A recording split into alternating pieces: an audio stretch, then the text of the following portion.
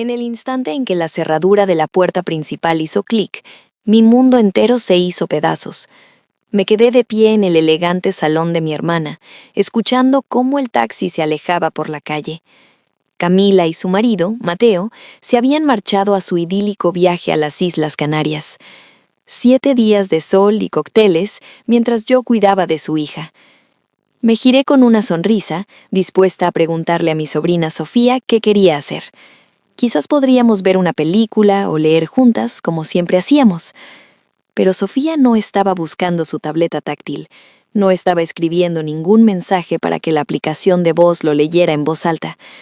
Simplemente estaba allí, mirándome fijamente con una intensidad que jamás había visto en sus 8 años de vida.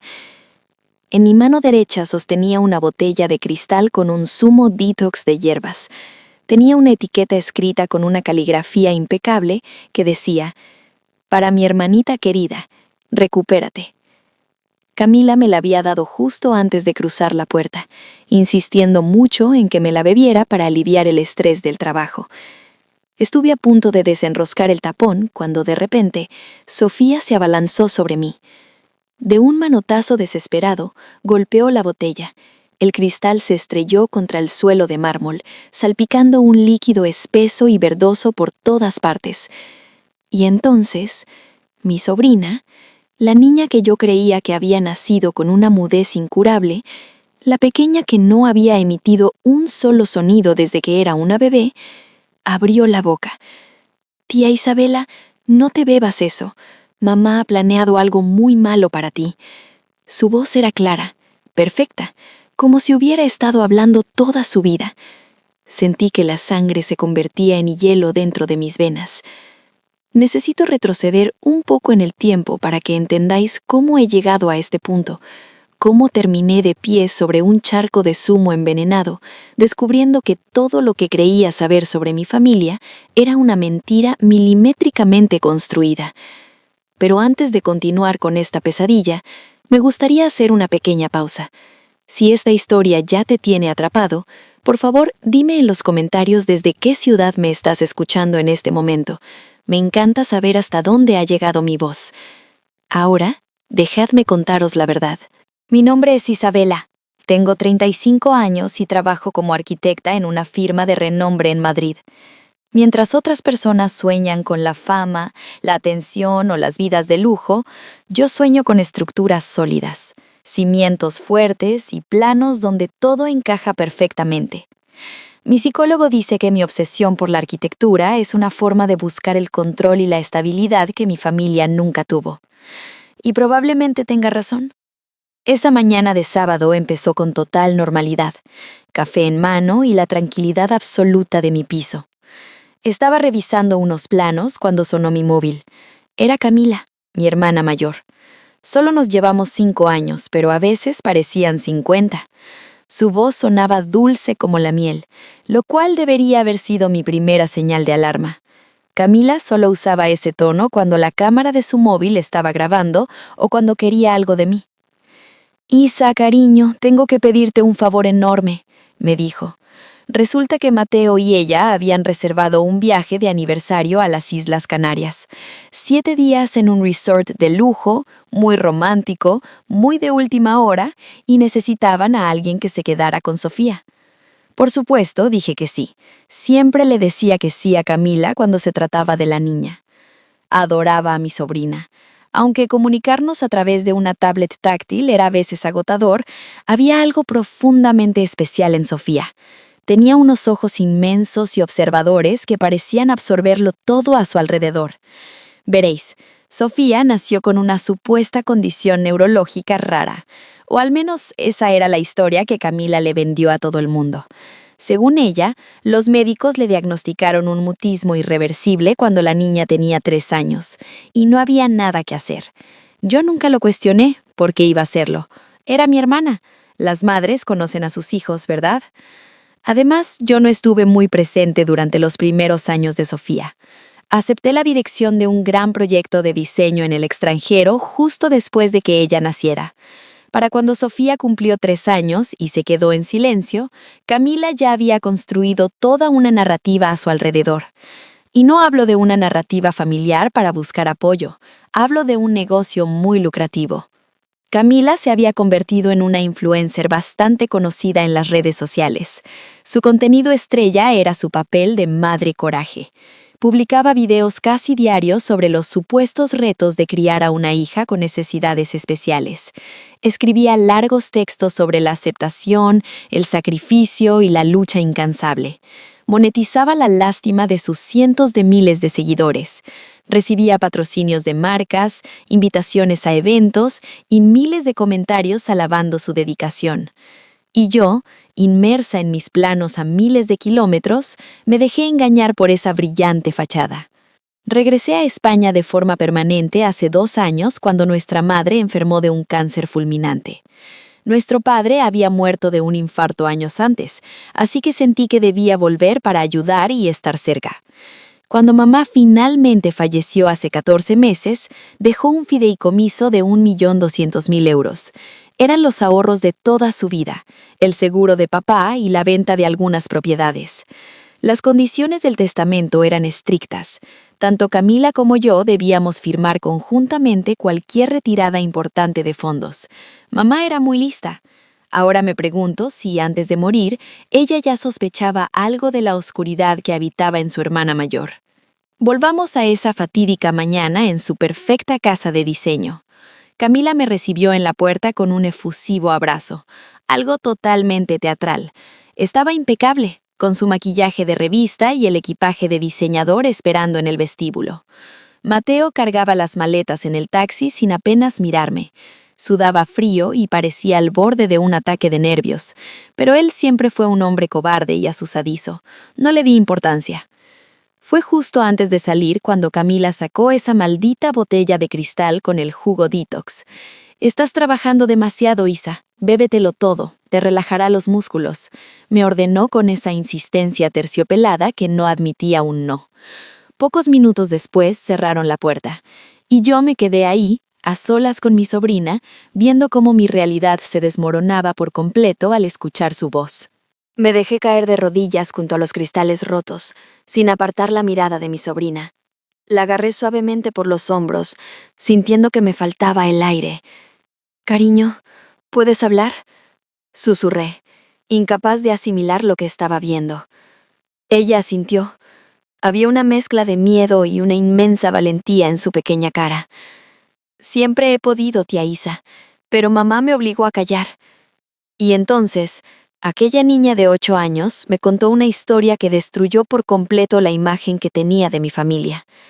Sofía nunca tuvo ningún problema neurológico. Hasta los 3 años, era una niña feliz que aprendía palabras nuevas cada día y cantaba por toda la casa. Pero una tarde, escuchó a su madre hablar por teléfono sobre el dinero de la herencia, diciendo fríamente que había que sacar a Isabela del mapa. Cuando la pequeña, en su inocencia, le preguntó qué significaba eso, Camila mostró su verdadera cara. Se puso a su altura, la miró con unos ojos vacíos y helados y le dijo que su voz era una maldición. Le hizo creer que cada palabra que pronunciara me haría un daño terrible y que si alguna vez volvía a hablar, yo desaparecería para siempre. Sofía me adoraba. Yo era la tía que le leía cuentos y la hacía sentir segura. Así que con solo 3 años, tomó la decisión de sacrificar su propia voz y encerrarse en el silencio absoluto para protegerme. Las lágrimas resbalaban por mis mejillas, pero lo que me contó a continuación me partió el corazón. Sofía confesó que las navidades pasadas intentó advertirme. Había aprendido código Morse viendo un documental de historia. Durante la cena, intentó dar golpecitos rítmicos en la mesa de madera para enviarme un mensaje de socorro en secreto. Pero Camila se dio cuenta al instante. Mantuvo su sonrisa perfecta frente a mí, sirviendo el vino con total elegancia. Sin embargo, más tarde, arrastró a Sofía al cuarto de baño. Abrió el grifo al máximo para ahogar cualquier sonido.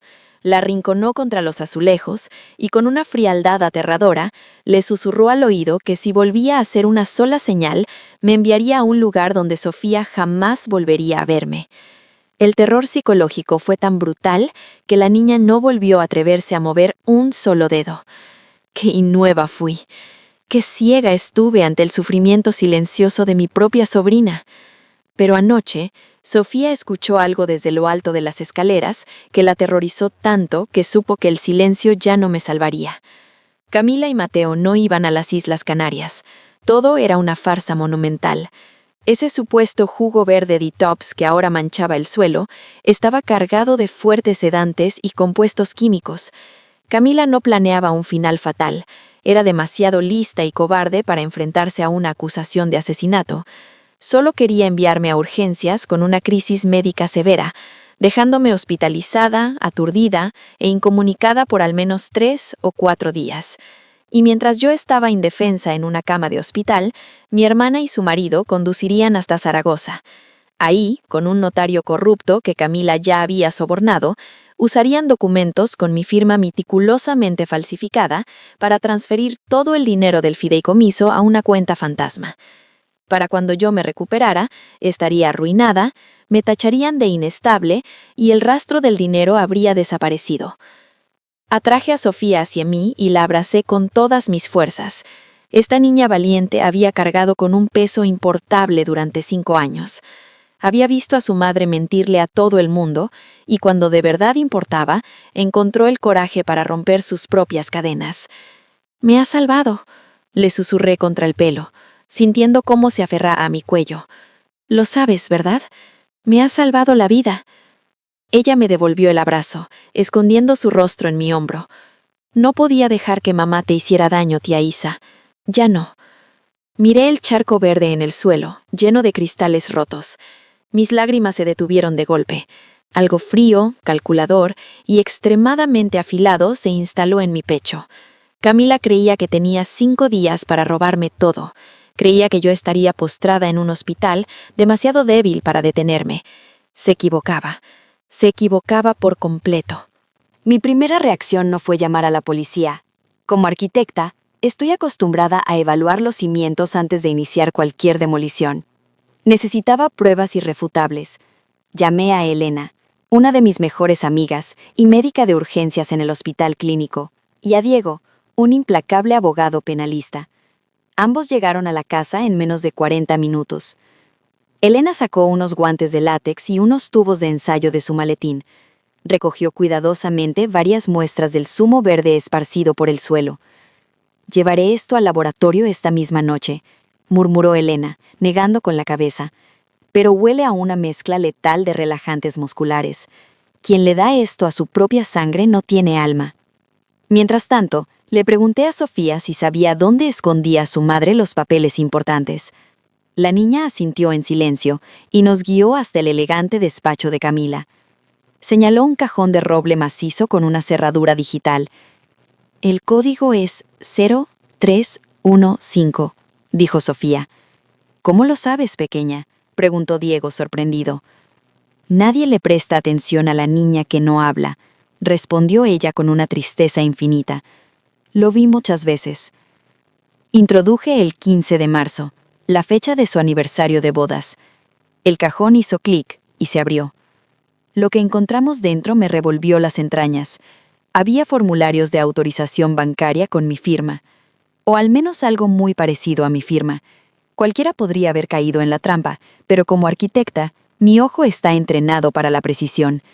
El trazo de la letra L estaba forzado, tembloroso. Camila había practicado, pero no era perfecta. También encontramos un expediente etiquetado como «Salud mental de Isabela». Estaba lleno de notas falsas escritas por Camila sobre mis supuestos delirios, mi inestabilidad emocional y mi incapacidad para manejar dinero. Estaba construyendo un historial para desacreditarme si yo alguna vez intentaba denunciarla. De repente, el timbre de la puerta principal sonó.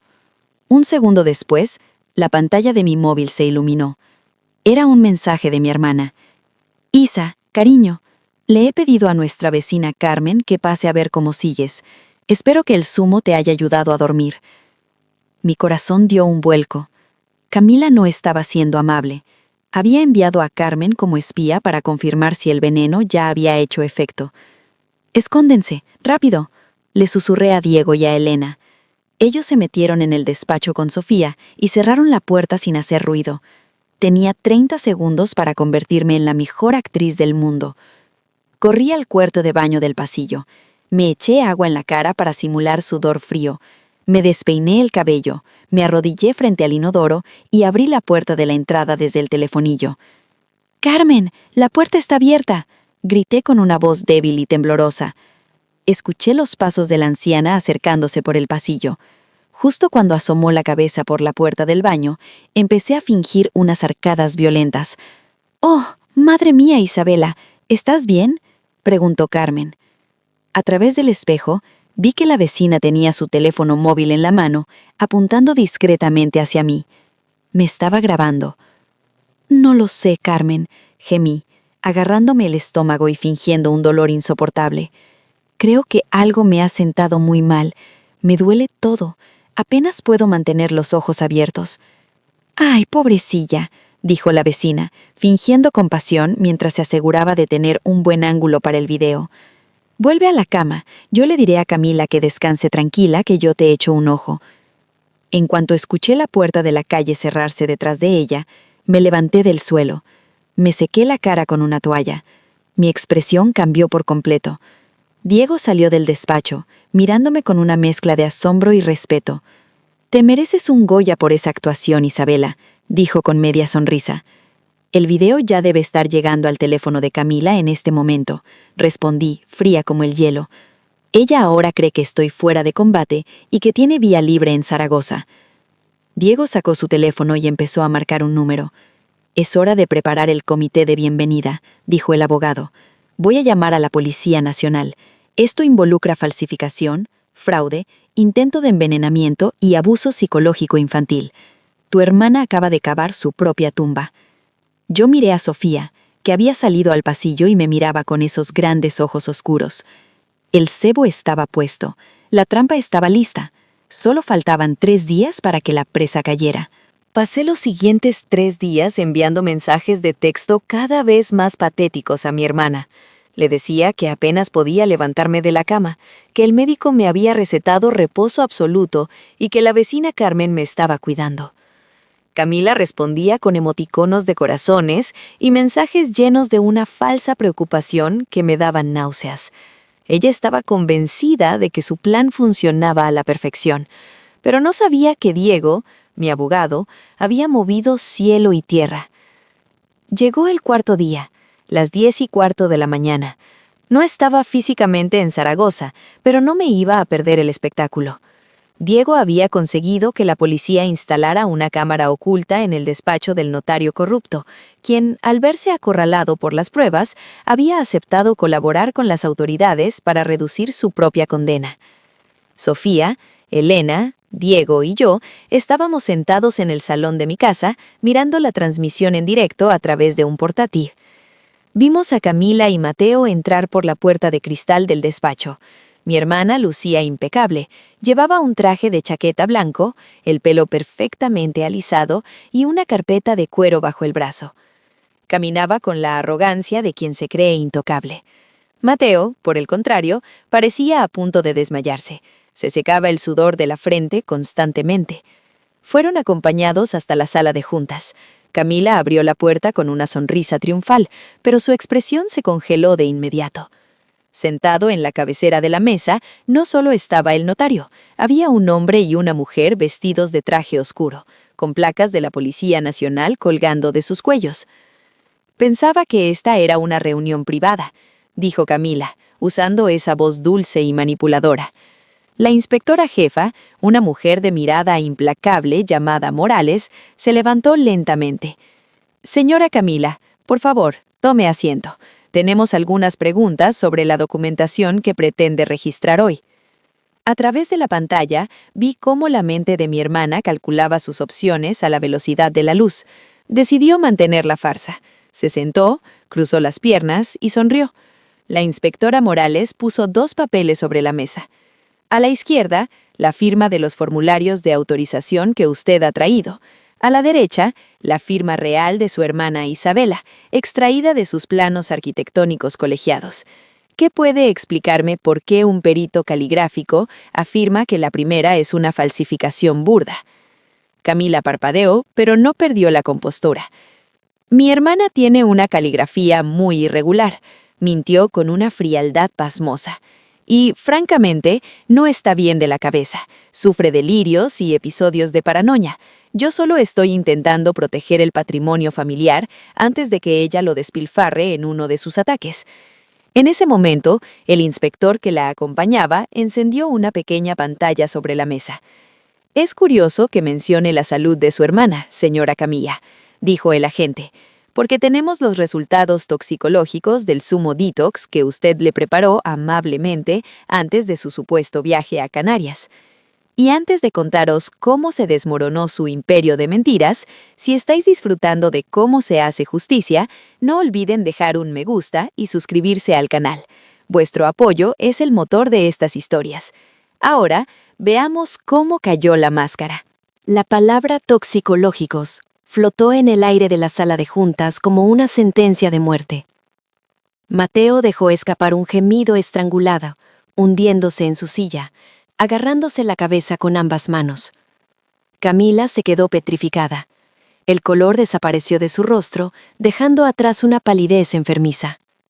El laboratorio ha confirmado una concentración altísima de sedantes potentes y laxantes severos, continuó el inspector. Suficiente para causar una crisis médica grave, intento de envenenamiento y fraude millonario. Pero ¿sabe qué es lo más perturbador de su caso? La inspectora Morales sacó una grabadora de su bolsillo. Tenemos el testimonio de una testigo clave. Pulsó el botón de reproducción.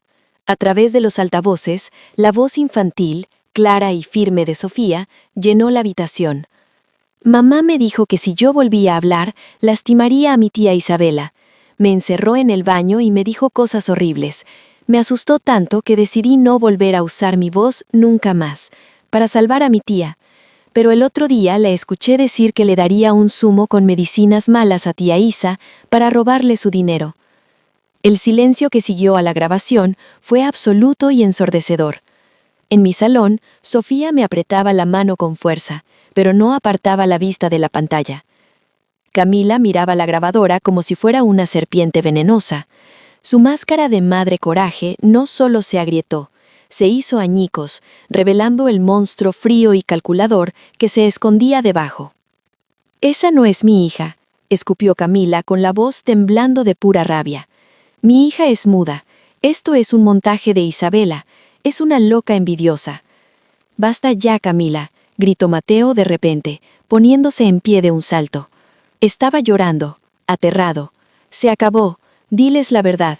Yo te dije que esto era una locura. Te dije que dejaras en paz a tu hermana y a la niña. Inspectora, yo cooperaré. Ella lo planeó todo. Las firmas, el veneno, todo fue idea suya». La traición de su dócil marido fue la chispa que detonó la bomba. Camila perdió los estribos por completo. Se giró hacia Mateo, levantó la mano y le cruzó la cara con una bofetada tan fuerte que el sonido resonó en todo el despacho. «Eres un cobarde miserable», chilló ella fuera de sí, con los ojos desorbitados. «Íbamos a tener la vida que nos merecíamos por aguantar a esa mocosa defectuosa». Los dos inspectores intervinieron de inmediato, inmovilizando a Camila contra la pared. «Señora Camila, queda usted arrestada por los delitos de fraude, falsificación documental, intento de envenenamiento y abuso psicológico continuado contra una menor», recitó la inspectora Morales con voz de hierro, mientras sacaba unas esposas metálicas. El sonido del metal cerrándose alrededor de las muñecas de mi hermana fue la melodía más hermosa que había escuchado en mi vida. Vi cómo la sacaban del despacho, seguía gritando, pataleando, amenazando a Mateo y maldiciendo mi nombre. Sus miles de seguidores en redes sociales no estaban allí para ver cómo su ídolo, la madre perfecta, era arrastrada hacia un coche patrulla. En mi taza, cerré el portátil de golpe. Respiré hondo, sintiendo cómo un peso de toneladas desaparecía de mis hombros. Miré a Sofía. La niña me ofreció la primera sonrisa verdadera, amplia y radiante que le había visto desde que era un bebé. La pesadilla había terminado. Ahora nos tocaba reconstruir. 2 semanas después, nos encontrábamos en el Juzgado de Familia de Madrid. La sala era pequeña, iluminada por fluorescentes fríos, nada que ver con los dramas televisivos. Pero aquel día, Se iba a reconstruir algo mucho más importante que cualquier edificio que yo hubiera diseñado jamás. Me senté en la mesa delantera con mi mejor traje de oficina. A mi lado estaba Sofía. Había elegido su propio vestido esa mañana, de color violeta, su favorito. Se había cepillado el pelo ella sola. Estaba nerviosa. Podía notar cómo le temblaba la pierna bajo la mesa, pero ya no estaba en silencio. El juez revisó el expediente en silencio. Los cargos contra Camila eran abrumadores: fraude, falsificación y abuso psicológico grave. Para evitar un juicio público que destrozaría aún más su imagen, mi hermana había aceptado un acuerdo de culpabilidad que la mantendría tras las rejas durante una larga temporada. Mateo, por su parte, había renunciado a la patria potestad a cambio de una reducción de condena por colaborar. Ninguno de los dos merecía ser padre. El juez, un hombre mayor con gafas de montura metálica y mirada amable, levantó la vista de los papeles. Se dirigió directamente a Sofía, ignorándonos a los adultos. «Jovencita, entiendo que has empezado a hablar de nuevo después de mucho tiempo. Eso requiere mucho valor». Sofía asintió, apretando mi mano. «Me gustaría preguntarte algo importante. ¿Dónde te gustaría vivir a partir de ahora?» Sofía me miró, luego miró al juez y se puso de pie. 8 años, un vestido violeta y más coraje del que la mayoría de los adultos logran reunir en toda su vida. Entonces hizo algo que me dejó sin aliento.